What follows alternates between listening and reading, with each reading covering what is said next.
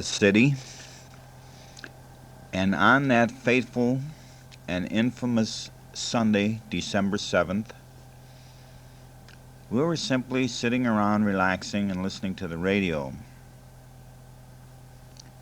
when the news, of course, of the Japanese treachery was announced, and along with it, an order for all service people to report immediately to their base. They kept repeating that part of it. All service people report immediately to your base. So, of course, I did just that. I immediately got into uniform and went to the base.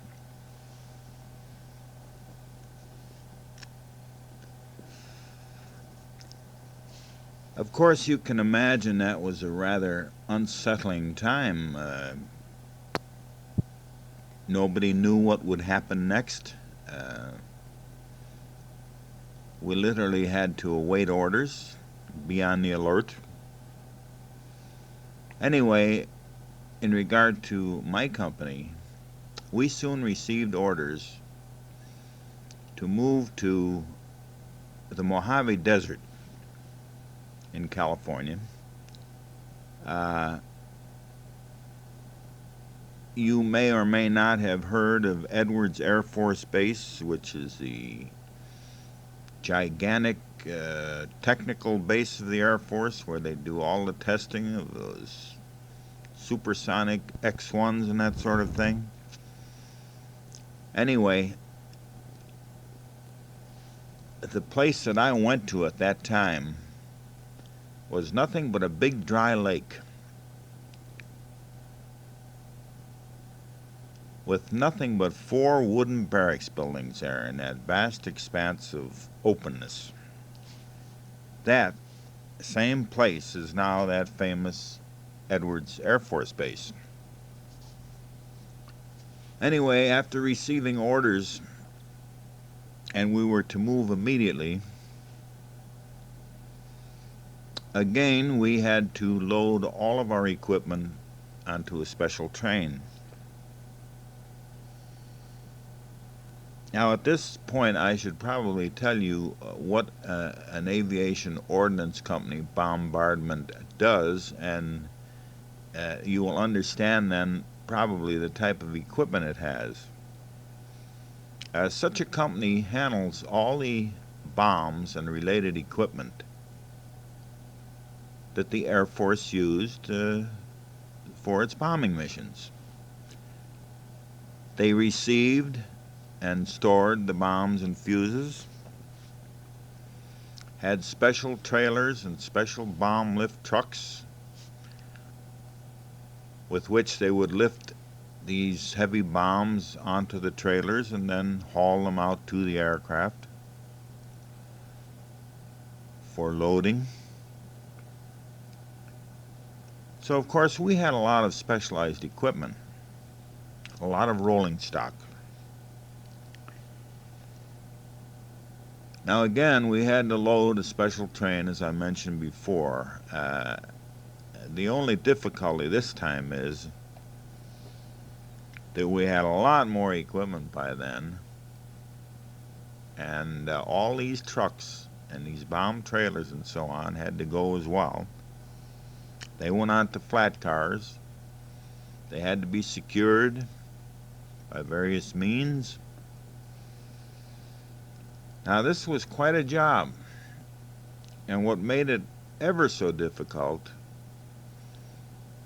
this was done while the rain was simply pouring from the heavens as though it would never quit. And if you've ever heard of red Oklahoma mud, brother, it is real gumbo. And everybody was up to their knees in that stuff, and then the suction would almost pull your boots off. And the men had to roll these bomb trailers and so on onto the flat cars by hand, trying to wallow around in that mud, all the time getting soaked to the skin. It was quite an experience. But we did it. Our train pulled out,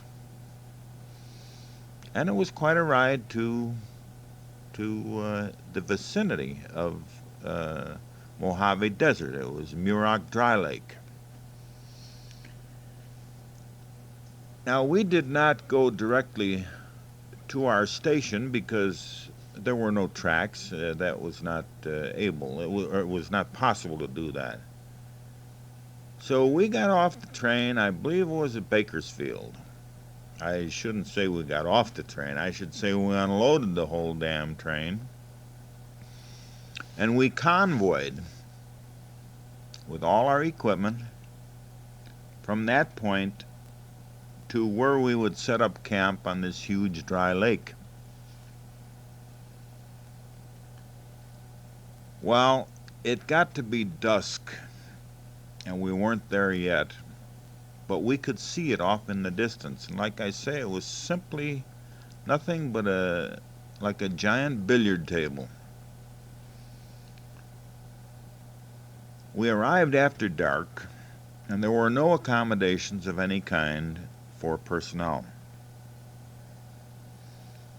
And I spent probably the most miserable night of my life that night. We had no tents set up, no latrines dug, and as I said, no buildings in which to go. That is, barracks buildings.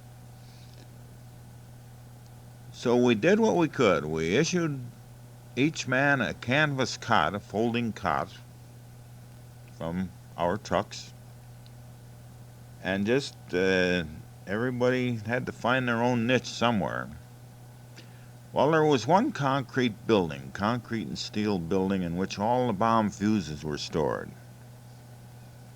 Now, the bombs themselves were in igloos, underground igloos, a little farther from this building, but that was the only building that we could use at all.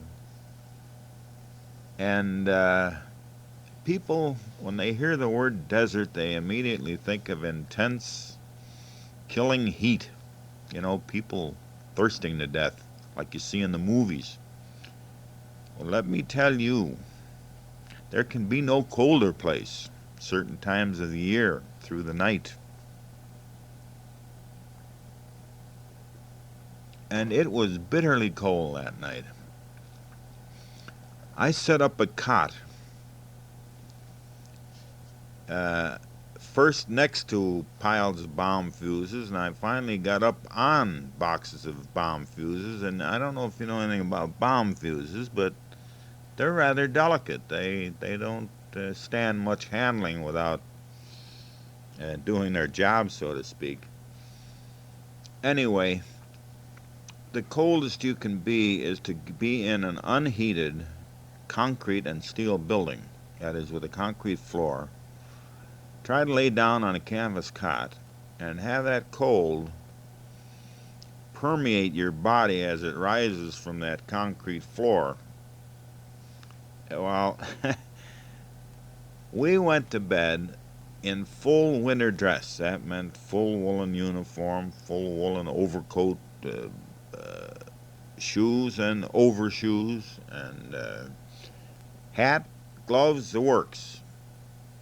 And you couldn't stand it for more than 30 minutes. So you get up, walk around outside a little bit, and you couldn't decide which was colder, walking around outside or laying down on that bunk again. Anyway, that was some night. We made it through the night, managed to quickly set up some cooking equipment and have a little hot breakfast, and then the work began. Setting up tents, digging latrine holes. We had no means of heat. We finally were able to obtain some little pot-bellied, they were stamped steel, almost like a pony of beer. They were shaped almost like a little beer keg. Now, the only problem with that was there was no fuel. We used to send crews out in the big, 4x4 trucks, and they would range for distances, of 80 miles and pick up any piece of driftwood, scrap, anything they could find. The trouble is they couldn't find enough, and we were freezing all the time. Besides that, we were trying to service a bombardment group, incidentally of which Elliott Roosevelt was a member. I used to eat next to him sometimes in the mess tent. Then and there, it didn't matter. There was no separation between commissioned and enlisted people. We ate in the same place, same table. But as you know, there were a couple Jap sub scares, they were supposed to be off the coast and so on, and we used to send bombing missions out from there. And, well, it was really roughing it. I have pictures of me. We all grew beards out there. We were very seldom warm. But again, I was lucky. I worked very hard because supplies were very critical. And the only way you got anything is to be there first. In other words, have your requisition in and be there when it arrived, or it was gone immediately. As a result, I had many a sleepless night because sometimes this stuff would come in at 2 or 3 in the morning, and if you weren't there, you just didn't get any. So I was there, and I got some. Anyway, again, a little good fortune hit me. As supply sergeant, I was responsible for the men's laundry and dry cleaning. So we did business on the dry cleaning in one of the adjacent towns, which was a fair distance away out in the desert. And the people that ran that place were a very, very nice elderly couple. And they had their living quarters in the same building as their shop. So the first time I went in there, I guess they saw how grubby I looked, and I guess I was telling them a little bit how cold it was, and if we cleaned ourselves at all, it was with ice water.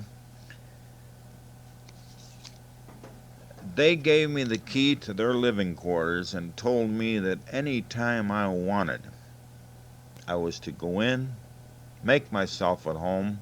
There would always be beer in the refrigerator. Take a leisurely bath, soak in there for a couple hours if I wanted, drink the beer, eat whatever I could find, stretch out on the couch, and so on. And believe me, I took advantage of their wonderful hospitality. So that was a break for me. I could get cleaned comfortably, and I could get some respite from all the rest of it. Well, eventually we managed to get some fuel oil, and we converted these little pot-bellied things into fuel burners and oil burners.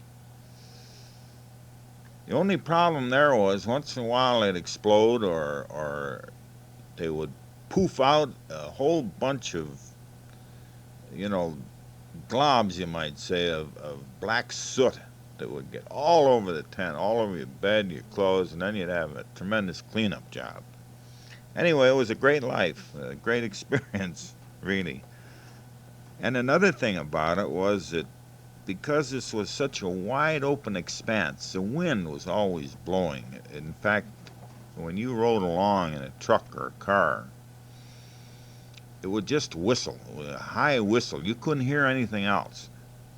And of course, because everybody was edgy, not knowing what to expect, reports of Japs off the coast and so on,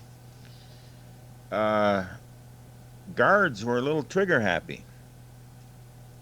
So if you were going along in a truck, no matter how cold it was, You had to have your windows open and listen very intently, because if a guard yelled halt and you didn't hear him, he'd most likely start blasting away at you. So that was a little hazard there, but I never did get blasted at. However, I think some people did.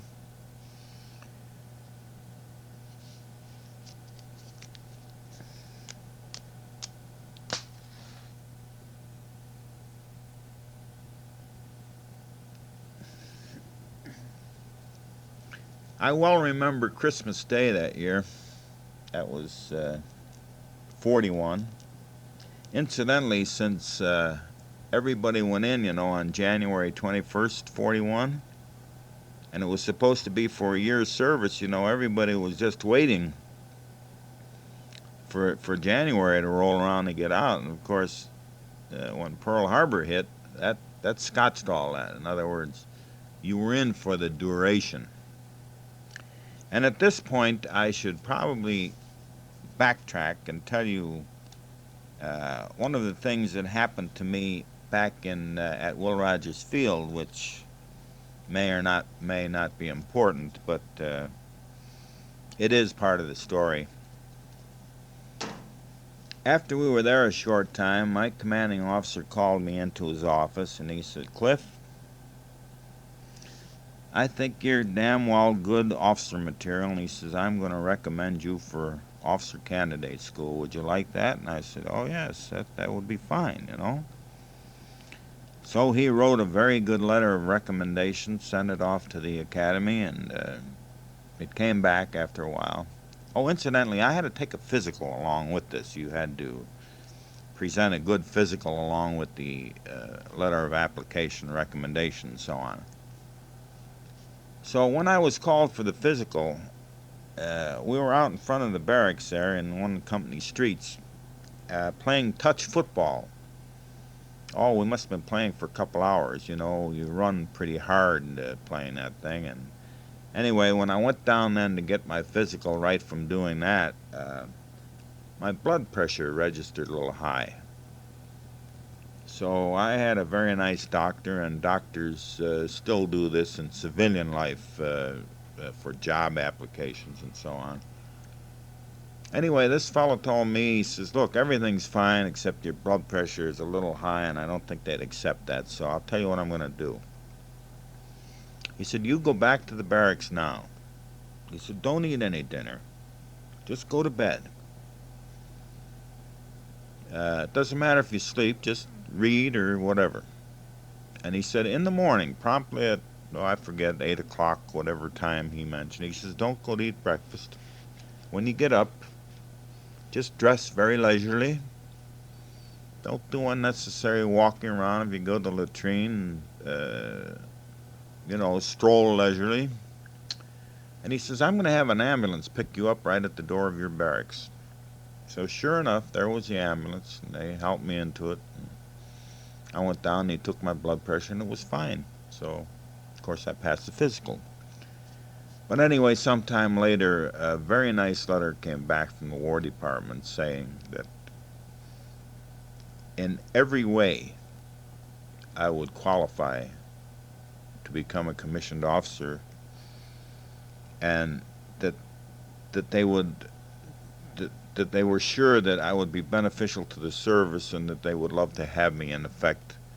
But at that time, there was a rule in effect that in order to go to officer candidate school, you had to have a minimum of 2 years college, which I, of course, did not have. So I was rejected on that basis only, but it was a very nice letter indicating, we'd love to have you, but they won't let us break the rules. Otherwise, we would. And of course, even prior to that, the service up to that time, I rather enjoyed. It was an experience for me, and I don't remember if in order to apply for this I had to become a regular Army man or not, but anyway, I did sign up for a 3-year hitch at that time. So even if Pearl Harbor had not occurred, I would not have been released from the service the following January. I thought I'd put that in, and because that was one of the one of the milestones, you might say, of my time in the service.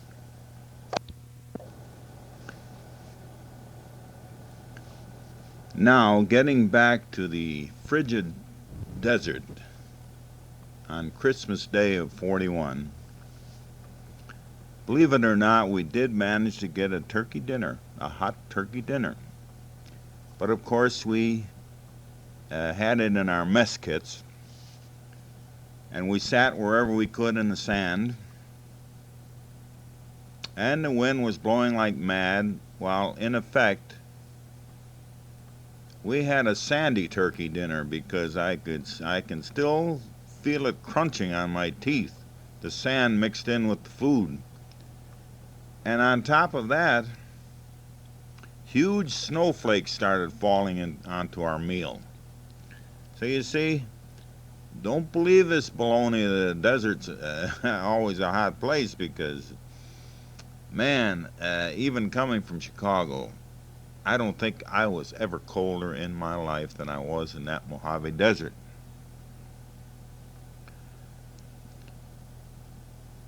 Anyway, as time went on, oh yes, I should say this. Another advantage of being Master Sergeant I mentioned was handling the men's laundry. Well, in order to do that, there were no facilities anywhere near that barren desert. So we, one day a week, I believe it was every week, I drove a small, one of these pickups with the canvas hood over it, with the men's laundry in barracks bags, drove to Marchfield, California, right at Riverside, where I live now. And of course, that's when I had my first glimpse of Riverside, and that's when I first said someday that I'm going to live in this place. But anyway, that was a little break there, because I would tell my favorite buddy, if you want to go with me to Marchfield tomorrow, be in full dress uniform tomorrow morning at 8 o'clock, and we're taking off. Well, we'd have the helpers throw the sacks in the truck, and we'd take off. Naturally, along the way, we'd stop for beers and what have you. We'd make it an all-day excursion. It was a very pleasant drive. I forget how many miles. Mostly barren country, but as you came in and looked down upon Riverside, it just looked like, like some of these travel folders you see, because all you could see was, at that time, the sky was bright and blue. There was no smog. But primarily what you saw were the mountains, some of which were snow-capped, surrounding the place, and avenues of palm trees, and flowers, and the citrus groves, especially if they were in bloom. All you could see for miles and miles were all these beautiful blooms and flowers and trees, and when you got closer, you were almost overcome with the sweet aroma of the citrus blossoms. It was it was a real relief from the desert for a day, So that was a pleasant little advantage there. Excuse me. But it was a rough life out there. There's no question about it. It was really rough. And of course, some of these hotshots, as I told you, they were still acting up. And in fact, one of them tampered with the company funds, which is a big no-no. So anyway, The CO called an assembly of all members, We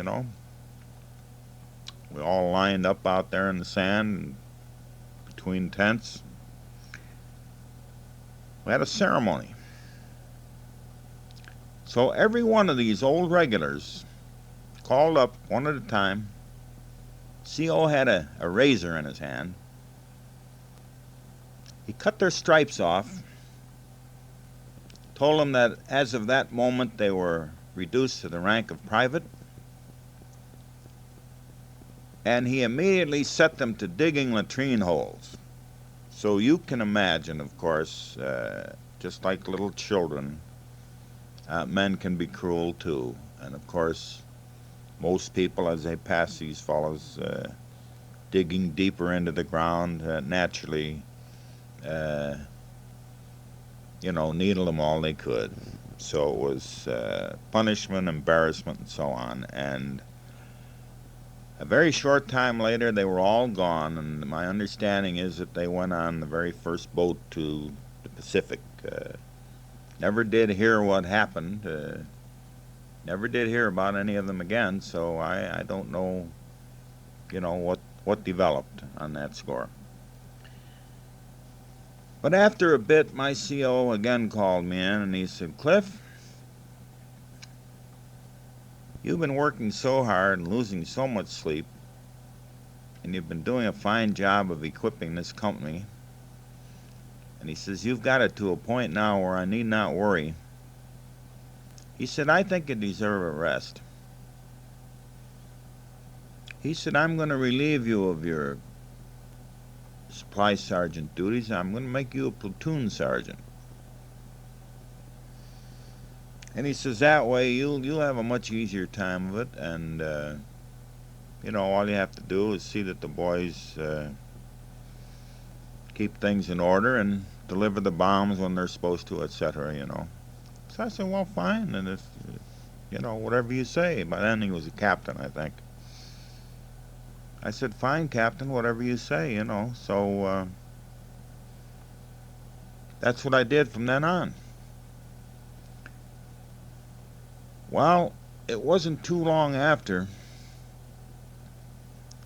that we received orders to entrain for Savannah, Georgia, back to civilization.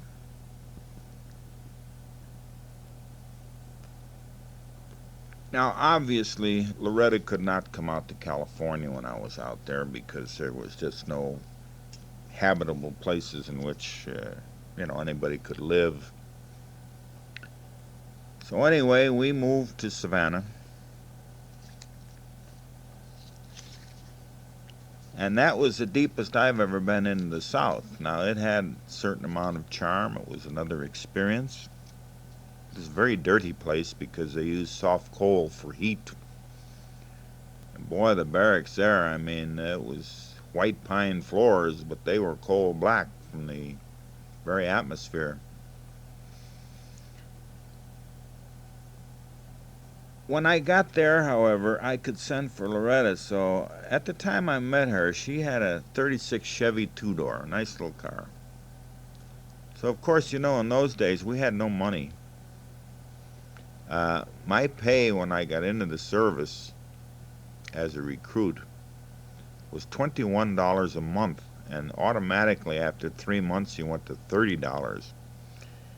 Now, out of that, you had to buy your own razor blades, your shaving cream, your toothpaste, if you had any left over, or whatever beers you drank. And, it's true money went farther then, but, $21 or $30, that's not much money, really. So, of course, we had nothing. She immediately sold her car and came to Savannah. Well, I was able to rent a military apartment or duplex, whatever it was, I forget. And this often happens in the service, or at least it did then. The party leaving usually had some old junk furniture, and he'd just make you a deal on it and leave it in there. So that's what we had, some old junk. But at least she was there. And lo and behold, one day I advised that I have a visitor. There again, like in California. Who in the world would be in Savannah, Georgia to visit me? It turned out to be old Charlie Polinick and Ruth and Irene. I don't know. I guess they must have been on some sort of a trip and, learned that I was there and they dropped in. It was very pleasant visiting with them and I was very happy that they did. Well, I don't have too much to say about Savannah because I wasn't there very long and, like I say, it had some of the old South charm. The squares in the streets were beautiful. They were, the New Orleans type wrought iron, and within its boundaries, beautiful flowers and the magnolia trees and that sort of thing. But anyway, my CO called me in. No, first how was that? Let's see.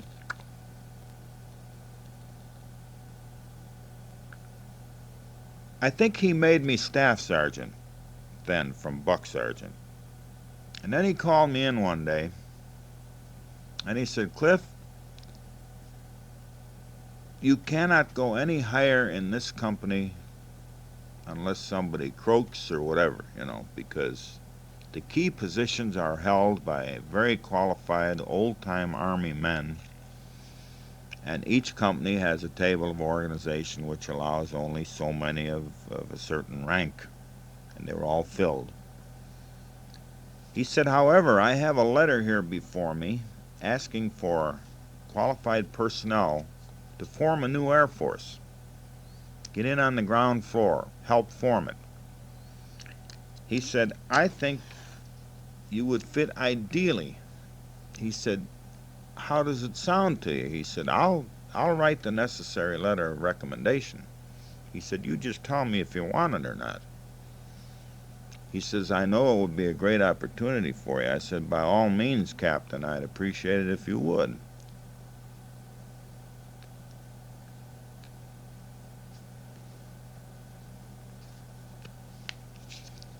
So true to his word, he wrote the letter. Wasn't long, he got a reply that I was accepted and I was to be transferred to 8th Air Force Headquarters and Headquarters Squadron. That was a new Air Force which was to do, as you know, all the heavy bombing in Europe during World War II. So I got in on the very ground floor of the formation of that Air Force. Well, when I reported to my new colonel,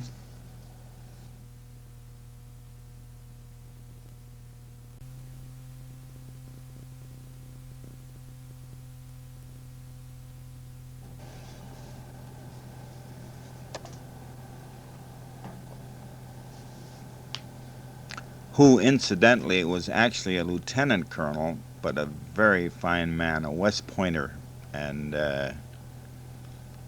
but very warm and friendly, and no airs about him like the second lieutenant I first met in the service. Anyway, above him, of course, heading up the ordnance section of this new Air Force was a full colonel who was also a real fine gentleman.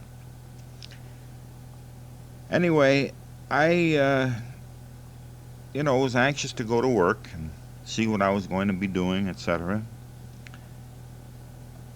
But all I did was sit around all day, and they'd give me nothing to do, and I wondered about it. And finally, one day, I asked this lieutenant colonel, I said, Sir,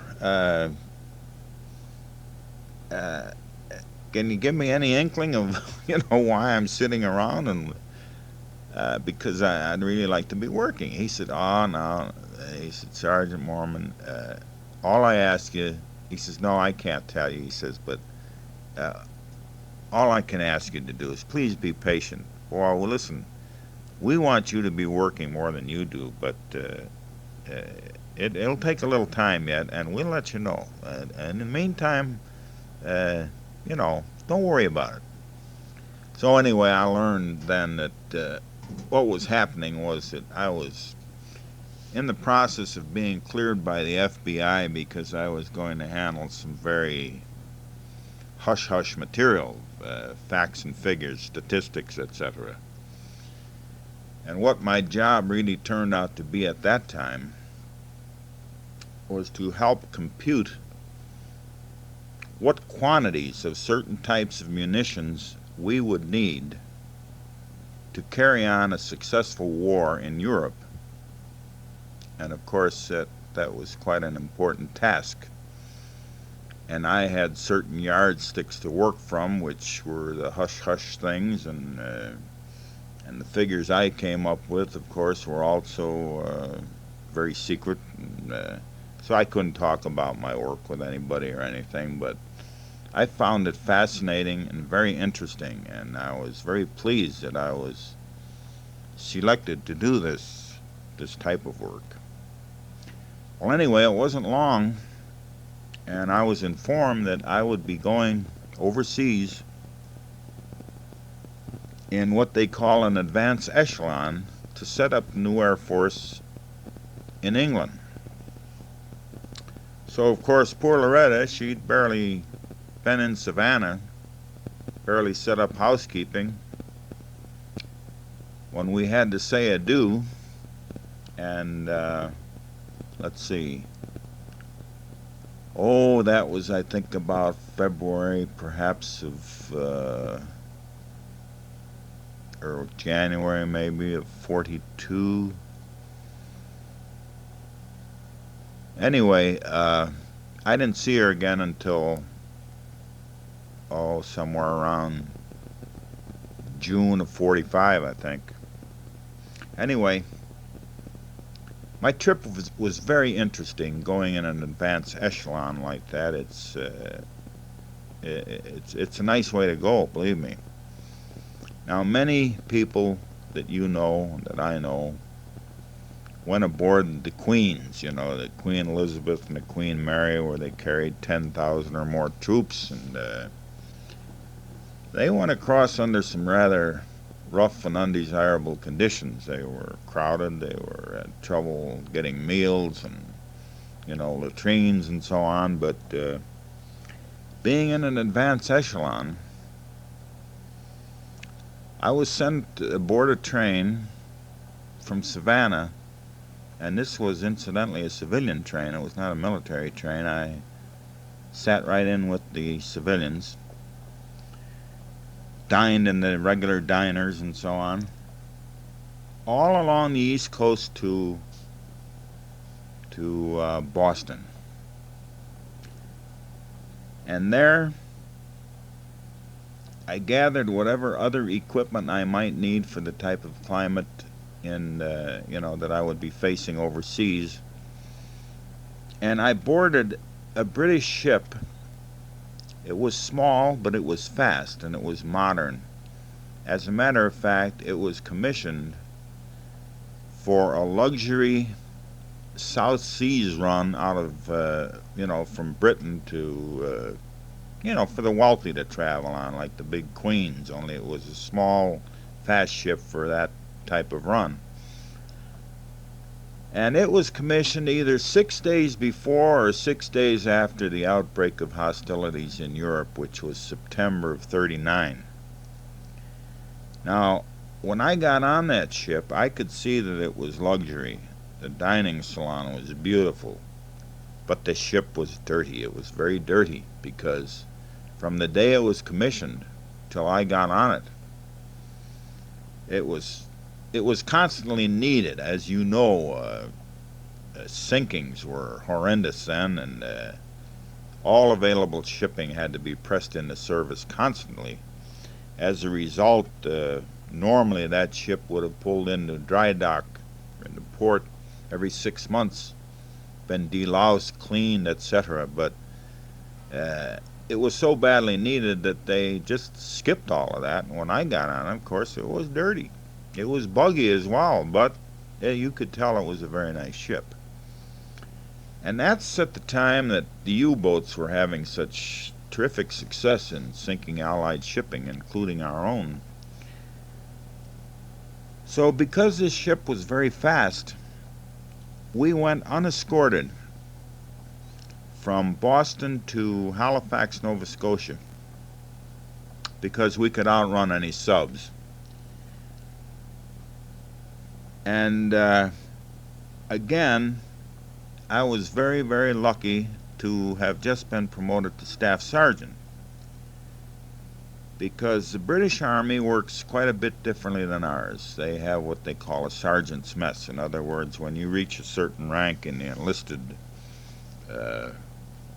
profile there, why, you eat in a sergeant's mess. You have sergeant's quarters, etc.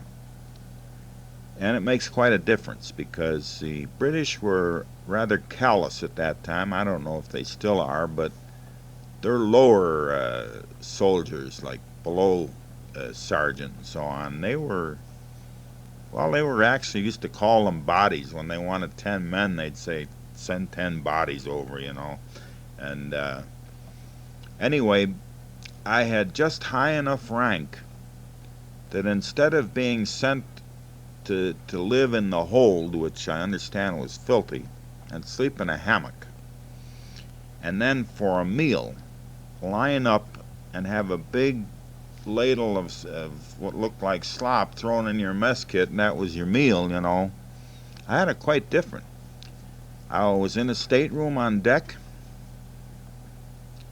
I had a regular dining room in which we had printed menus for each meal to let us know what we were going to get. We sat at regular tables with regular china and silverware, and had freshly baked breads and rolls and that sort of thing, and pretty good meals, except of course for mutton, which you know, to the Englishman is a delight, but not to us, unfortunately. Also, this gave me access to the bar on the ship. Now, perhaps you won't believe this, but so help me, it's the truth. I got very well acquainted with the British bartender. A real old limey, you know, a real British twang, an old rough-looking cob. But we became close friends. Now, prior to that, I have to mention that we sat in the harbor at Halifax for, oh gosh, it was almost 2 weeks. And what we were doing, we were waiting for a convoy to form, because we were going to cross the Atlantic in convoy rather than alone. So anyway, during that period, we were not allowed off the ship. But I did manage to talk the bartender into getting me a great big long hard salami and a 5-pound box of crackers, which he did. And incidentally, later on, that almost got me thrown in the brig, but that's another story. But about the bar, as we proceeded across the Atlantic, and incidentally, the seas were very, very rough. Fog was very dense. I saw icebergs. All night, every night, you could hear the depth charges going off. You know, we were stalked by U-boats all the way. And of course, again, I was lucky not to be in the hold, because they tell me when you were down there and those charges went off, man, it almost knocked your ears off, you know. But anyway, to get back to the bar.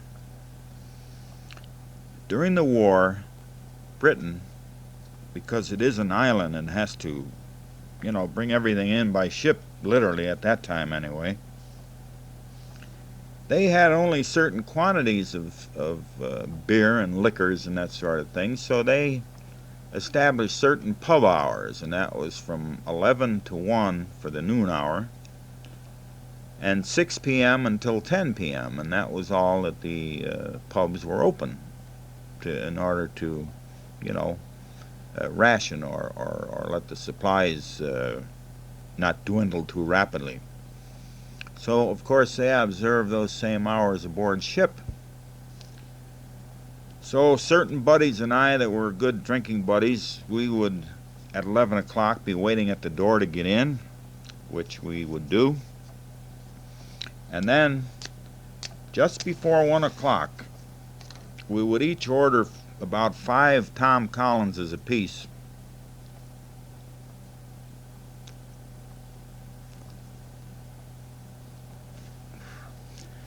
And the bartender would lock us in when he closed the place at 1 o'clock. And we'd sit in there all afternoon playing cards and sipping these Tom Collinses. So when it opened, we were first in line again, at the bar for a drink, and that's, like I say, you may not believe this, but this is the truth, really. Of course, that was a violation, and it was not safe for us because if the ship had been hit, well, I guess we'd have been in Davy Jones's locker, But anyway, when you're young and when you're going to a war, you just sort of get,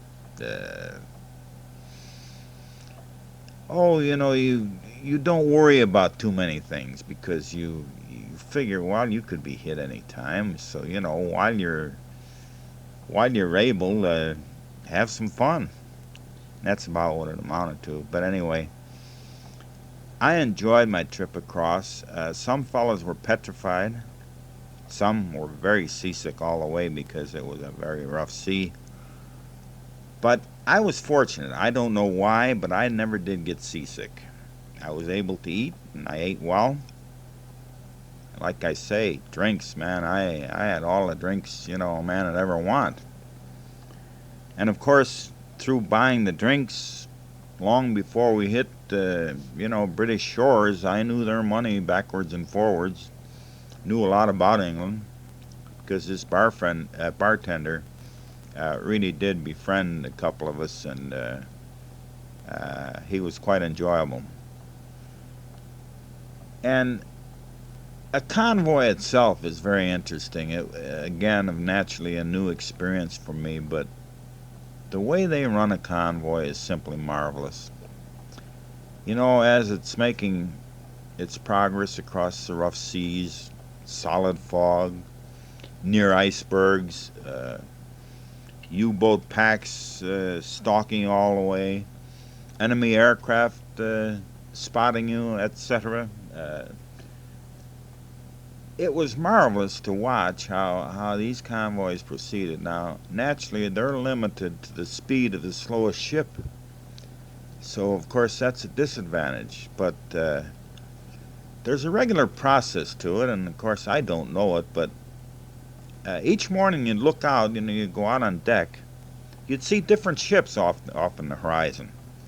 Well, that's because, as I understood it, as the convoy is proceeding, ships keep changing position in the convoy some way. It's some kind of a system. I don't know what it is. But and then, of course, what I was most interested in was watching the destroyer escorts.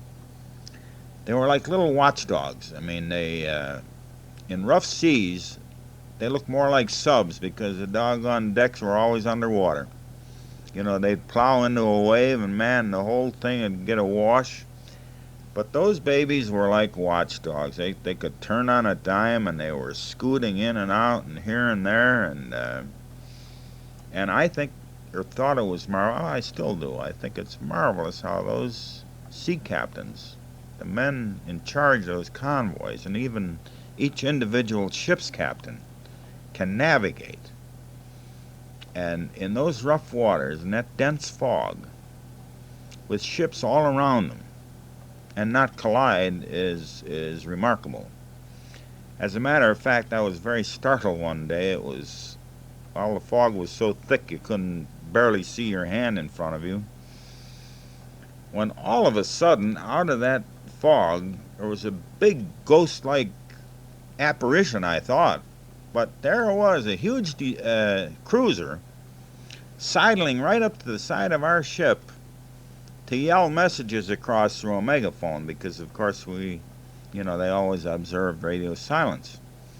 And that thing glided right up to within almost inches of the side of our vessel without touching it, And then after the messages were passed, it was swallowed right up again in the fog. And I considered it a marvel of navigation, and the trip was, well, a real experience for me.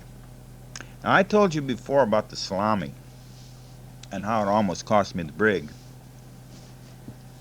Well, in those days particular, but I imagine at any time, when you're at war and you're traveling in a convoy, there are very strict orders about when you can be on deck, about when you have to be in your stateroom for the night, etc. And it is necessary because any violations could cause maybe the sinking of a few ships. For example, a fellow smoking on deck in the dark, they tell me that little light on the tip of that cigarette is visible for miles in good weather. So anyway, about midnight, my buddy and I, we were in our stateroom all right, but we weren't undressed. And we got the bright idea that we were hungry, and we'd go down into the big dining hall, the main salon, and have some of our salami and crackers.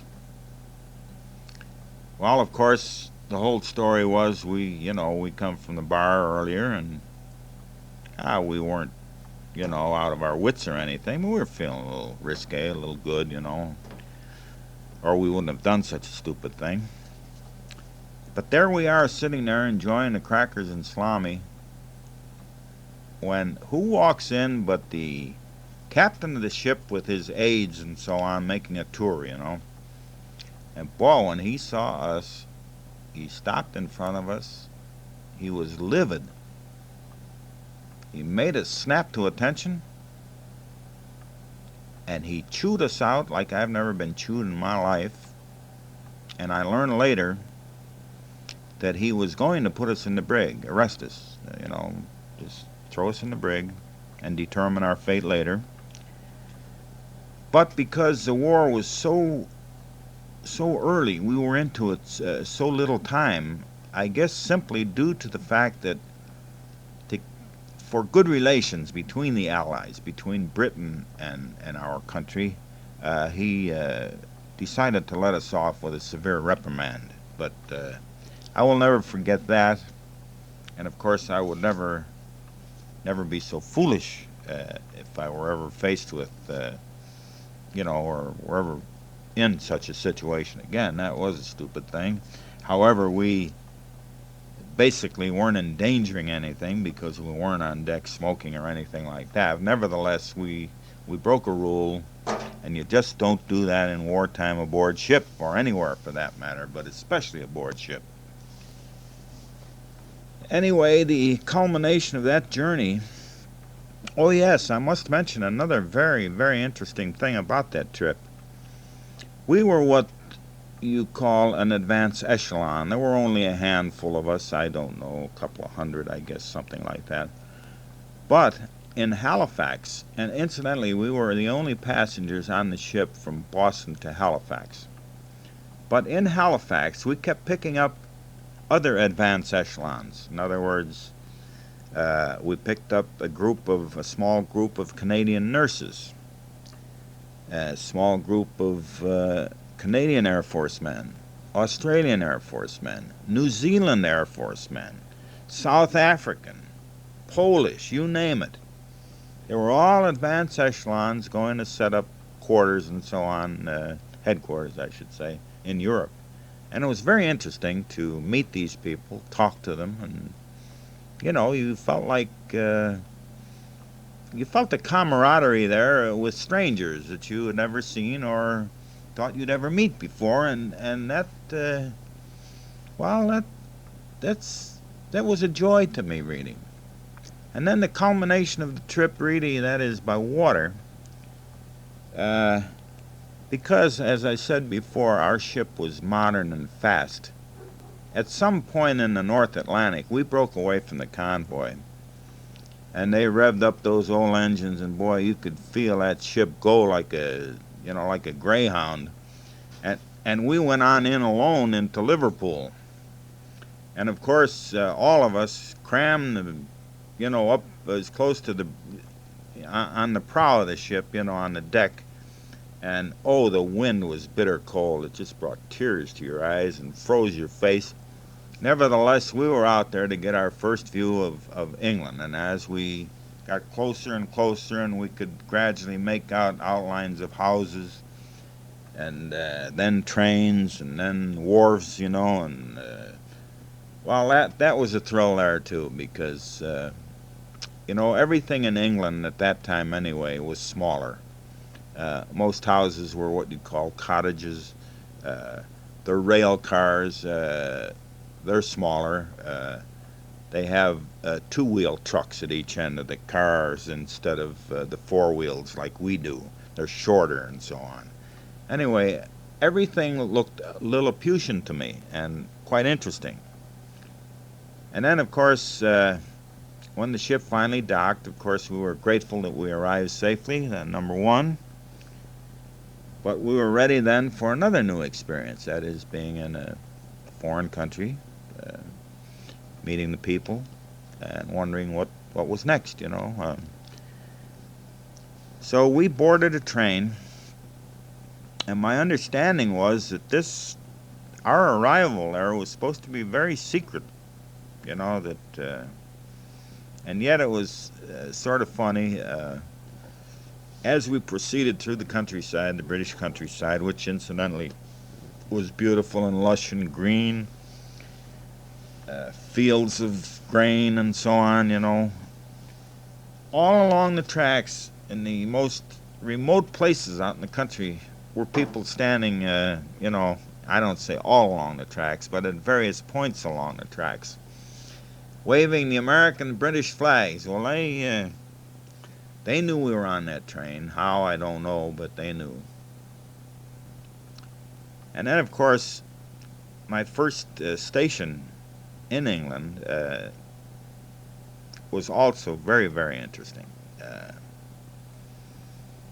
Again, you understand, since I transferred out of my ordnance company, I had a whole new set of chiefs. In other words, I had a different first sergeant. But he happened to be another Polish fellow, a real nice guy. I got along with very famously. Right away we clicked, and he'd give me all kinds of breaks. While we arrived at this town, I don't even remember the name of it. But anyway, the British had prepared for us quarters. They were tents, but they were very nice, but they were set up in a woods, because at that time there was still, blitzing going on. The Battle of Britain still going on. German heavies coming over every night and so on. And incidentally, this place was right in their path. Man, we could hear them because their engines had a distinctive sound. You could always tell a German aircraft. And we'd hear them coming right over our heads. In fact, we'd look up, and we could see their silhouettes, and it seemed like they were going to take the trees right with them. But anyway, as I say, we were at the top of a hill, but the grounds upon which these tents were set for us was a very exclusive girls' school, a private school, where the nobility and wealthy sent their daughters. They were like finishing schools. And what a beautiful place. It was all hilly and sort of terraced. Beautifully, immaculately manicured lawns, swimming pools, tennis courts. The buildings themselves were made out of this, almost white rock, and with Gothic windows with, all leaded colored panes in them and so on. Well, we used part of that for our office, but of course not for living quarters. And there, of course, for the journey over, and while I was there at that particular place, I was under the command of a major, a West Point major, which was only temporary, because that was just, he was in charge of us to get us overseas and so on, and get us to our destination. And of course, I worked directly for him and with him. And unfortunately, he was a real snob. I understand he was not only a West Pointer, but he was also from an old line family, wealthy and that sort of thing. And of course, he showed it. And I worked with him, and we got along all right. But it was not the best of relationship because anyway, I was happy to get away from him, which I did. I must tell you about our entrance into this town. Now, you might know, being all headquarters personnel, we were not soldiers. We were not really trained to carry a gun or slog through the fields or, hit the trenches. We're all administrative people, desk people. And among us were some fairly elderly, old-time master sergeants and so on.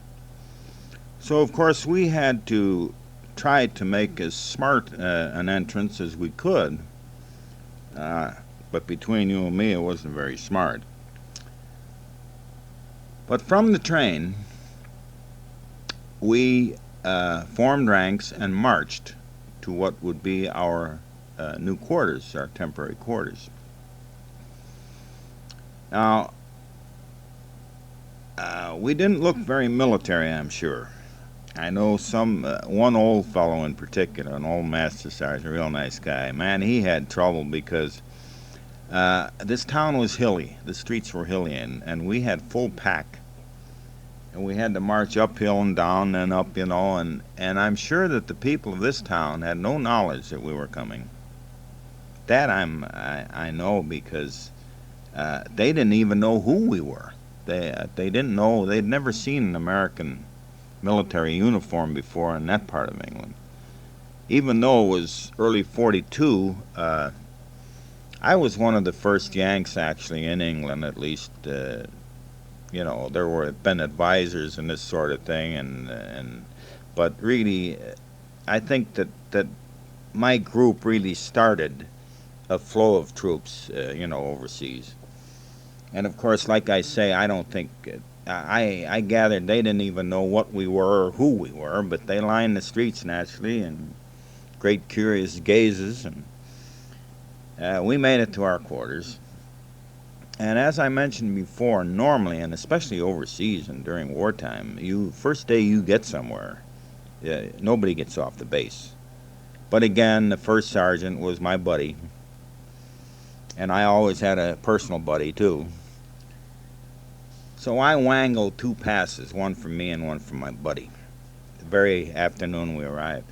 I should say we arrived in the morning, but I wanted to get out. It was still time for the noontime pub hour. So my buddy and I wangled the passes, and we went into town. And I think I'll always remember this. We headed for the first pub.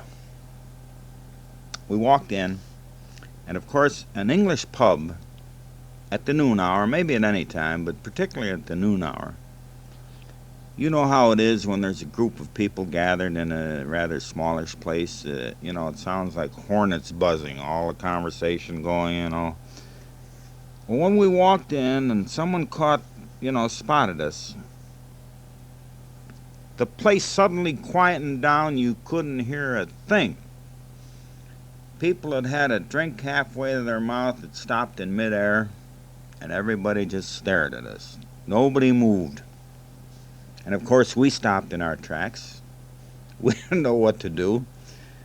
Anyway, after what seemed an eternity, and it was probably only seconds, well, somebody broke the ice by saying, "Yank!" And then they all swarmed around us, literally carried us to the bar, ordered drinks, and my gosh, before we got out of that place, at closing time, I must have had a dozen invitations to a dozen different homes. In fact, this fellow and I were hustled right to somebody's house. They were having a birthday party for one of their kids.